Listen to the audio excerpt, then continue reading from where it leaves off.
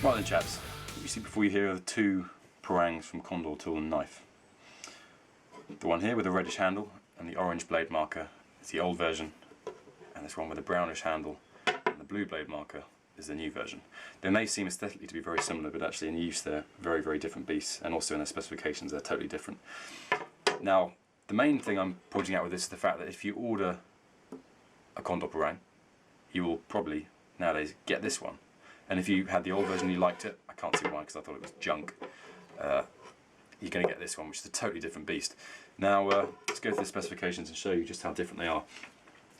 Condor tool and knife show that their Parang is, you might be able to see it, sorry for the coffee stain, 1 pound and 5 ounces without a sheath. Neither of these are that. They are both heavier, and one of them quite substantially heavier, in quite a worrying manner really. I can't really see how their weight can be so off. Old version, 1 pound, 7.1 ounces. 2.1 ounces heavier than their specification book says. The new one with the blue blade marker, 1 pound, 12 ounces. That's 7 ounces more than Condor tool and knife say it is. That's quite a dramatic difference. Also, the blade length noted in the book by them is 24 inches. That's the case for the new one. This one is 24.5 for the old one. Now the differences. You can see the one on the right with the blue blade marker is the new version, and this is the old with the orange blade marker. 1/4 inch thick, pretty much down the entire length of the spine. See that? This one is tapering. Furthermore, that's the old one. Furthermore, you can see on the right, this one here, so on your right again, old version, partial tang. The new version has a full tang. Now this, combined with the fact that this is 1/4 inch thick all the way down, puts a balance point here. So from the end of the handle, bring out the Victorian Swiss tool here, it is about 4 to 5 inches from the end of the handle for the balance point. That's on the new version. Old version, the balance point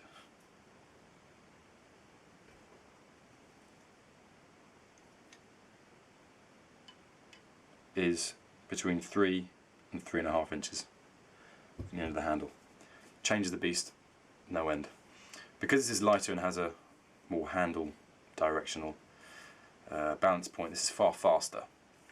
It lacks the chopping power that this one certainly has. Furthermore, in the brush, this I always thought was terrible. It never really did the job which it was supposed to do, which according to the maker himself was heavy brush work into light chopping. Now this one, the new version, blue blade marker, when you're doing brush work, I find that actually it does quite a good job in terms of the fact you can just swing your arm, and due to the weight of it, it just swings straight through most things, light brush. And when it comes across something a little harder, because it has so much mass behind it, it can clear through it. So if, let's say, you have some very, very small saplings, that kind of diameter, combined with, I don't know, a load of ferns you want to clear, this will just clear straight through it and you won't even really notice a sapling was there. I mean, we're talking about a very small sapling. This one you'd never get through it. This I found was not particularly good at light brushwork or any kind of work at all, if I'm honest.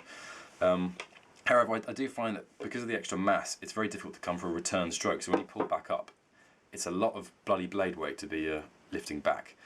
And in that way, you just have to rely on the weight to clear the brush, and I'm not entirely sure I like that. I like something like this one, Colombian machete, that was £2.50. We're talking, what is that, $4?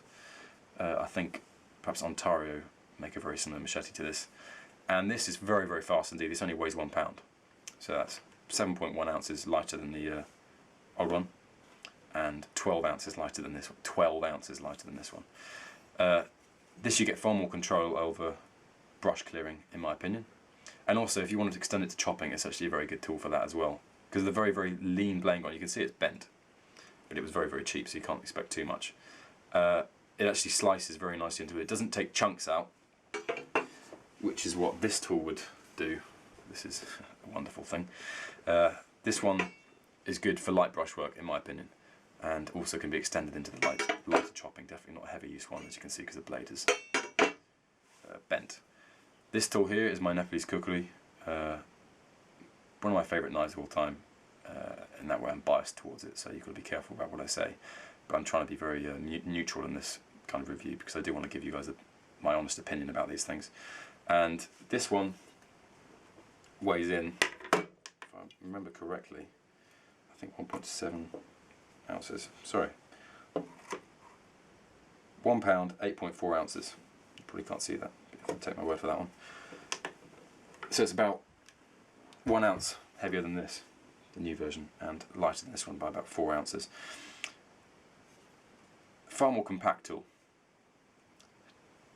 Just breezes through chopping like no end at all. Very easy to restore the edge, and the only time I've had issues with the edge rolling and some very light chipping was when I rammed it through some furniture and into some nails. There's a video of that on my channel.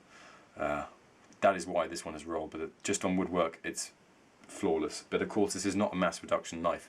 This is made by a small blacksmith in Nepal, so there's no way you can guarantee that all of his tools will be like this one. I may have just got lucky, or indeed unlucky. Perhaps his other ones are even better, they can cut through metal, who knows.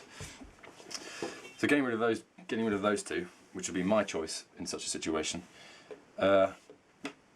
This one can be extended into chopping most definitely, and that's what you'd think from such a forward positioned blade balance, and also just the general length of the thing in terms of its heft. And it does chop quite well, but once again on the return stroke, if you try and pull it back up due to where the balance point is, it really knackers out your hand.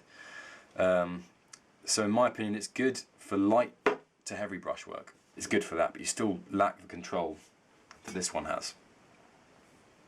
Simply due to the weight, you just kind of have to rely on the mass of it. This one is just rubbish. I really think it's awful. It's faster than this one, but that's the only thing. So if you want to try and look fancy when you're swinging around, by all means, but it won't cut anything in its way. It becomes a club very quickly, and so you should be very thankful that they've now released this one. It's better, but in my book, if I was going somewhere, I would take these two. Now, of course, this one is longer, the machete is longer, and in total, we'd be talking, what, 2 pounds, 8.4 ounces to carry these two, as opposed to 1 pound and 12 ounces. But I'd still take these two, in my book. Very, very cheap. You could buy 20 of these for the cost of this. And I just think these two are superior tools in terms of what they try and achieve, and what they do achieve.